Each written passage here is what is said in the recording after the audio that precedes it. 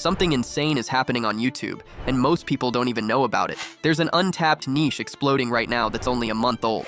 Take this creator, for example. They have only uploaded 6 videos, but each one is getting hundreds of thousands of views. If we look at their vidIQ stats, we can see that this niche is making them over $1,000 each day. Here's another example. This guy only started posting 2 weeks ago, and 2 of their 3 videos have hit over 100,000 views. This content looks hard to make, but if you follow what I'm about to teach in this video, you'll be able to recreate this in only 10 minutes, so you can explode a channel of your own. I personally make thousands from YouTube, and to show you the proof, here's what I made in only 10 minutes. London in the 19th century was not merely a city.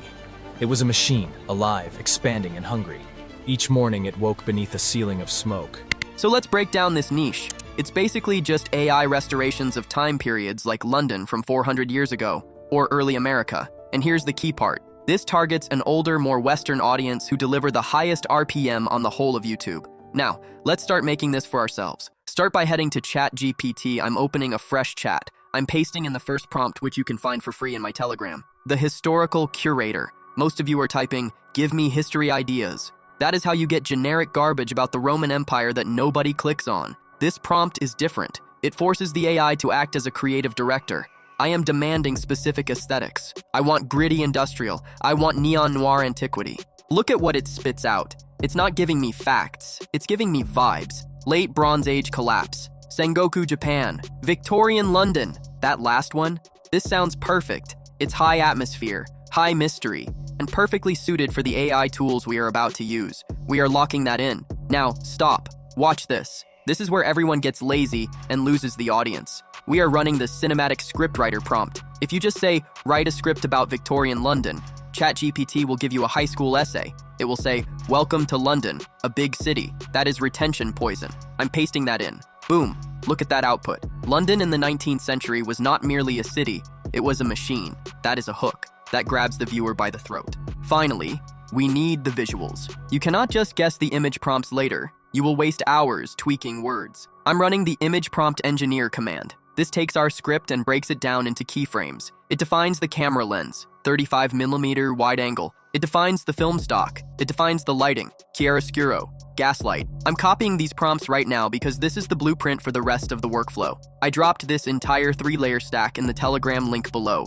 Don't try to type it out. Just copy-paste it and stop wasting time. Now we need a voice that commands respect. Here is the reality check. If you use those default, robotic, high-pitched TikTok voices, your channel is dead. You cannot build a prestige history brand with a meme voice. I'm heading over to DupDub. This is the current meta for getting that rich documentary-style narration without hiring a 500-hour voice actor. I'm pasting the prestige script we just generated in ChatGPT. Now, pay attention to the selection. I'm firstly changing the quality to Ultra to make sure I get the best voices for the job. I'm not picking Adam or Bella. I'm looking for texture. I'm selecting Josh or Serenith. These voices have gravel. They sound like they've smoked a pack of cigarettes and read 1,000 history books. I hit generate. I'm downloading that file immediately as a WAV or MP3. This audio file is the backbone of the edit. If the audio sucks, the video sucks. Do not mess this up. This next step is the most important part of the entire workflow. If you skip this, or if you half-ass this, your editing process will be a nightmare and your video will look like a cheap slideshow. We are going to build a host. We are not using stock footage of a guy in a suit. We are generating a custom, period-accurate narrator. I'm going into the image generator. I am using Nano Banana inside of GotScript as it's the cheapest option. And I am pasting a very specific command. I need a 1800s Victorian man, photorealistic, cinematic lighting, looking at camera. But here's the cheat code, on a solid green background. Do not ignore the green background part. If you generate him in a dark room, you will never be able to cut him out cleanly. You need that solid color key. Look at him. He looks dignified. He looks like he belongs in the era. The lighting on his face matches the moody vibe of our script. I'm saving that image. Now, we make him speak. I'm taking that static image back into DupDub's AI avatar feature. This is where the magic happens. I upload the photo of our Victorian host. Then I upload the exact audio file we just generated. I hit Generate Talking Avatar. This tool is syncing his lips to the words. It's adding micro movements to his head. It's blinking his eyes. This takes a minute, but what it's doing is creating a custom narrator that nobody else on YouTube has. It's an original character for your brand. Once it's done, I'm downloading the MP4. Now we have a host, we have a script, and we have the voice. but he is standing in a green void. We need to build the world. We need B-roll. I'm going back to those engineer prompts ChatGPT gave us earlier. Remember those? Victorian London at dusk, gas lamps, fog. I'm generating these images first. I want the aspect ratio to be 16.9. Look at the texture, the wet cobblestones, the lighting. It matches the prestige vibe perfectly. So what I'll do now is download it, then repeat this step with all the image prompts we got from ChatGPT until we have an army of images. But static images are boring. Retention drops when things don't move. The algorithm hates stillness. So I'm taking these images into Kling AI to use the image to video function. This is the difference between a slideshow and a movie. I upload the street scene. Now watch the prompt box. I'm not just leaving it blank, I'm typing instructions for the camera. Slow camera pan forward. Heavy fog moving left to right.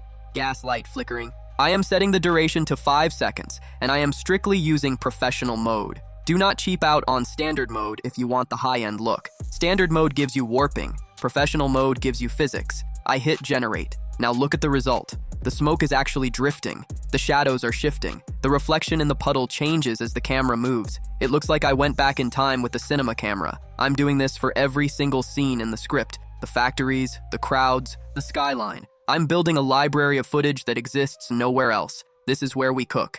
If you have done the prep work, this part is easy. If you skipped steps, this is where you quit. I'm opening CapCut Desktop. I'm dragging in everything, the talking avatar, the Kling video clips, and the voiceover. First, I drag the talking avatar onto the timeline. This is the foundation. After this, I'll right-click and hit this button to extract audio. After this, I'll drag in our background, the foggy street, onto the main timeline. Then, I drag our talking avatar onto the layer above it. Now, we need to kill that green background. I'm selecting the avatar clip.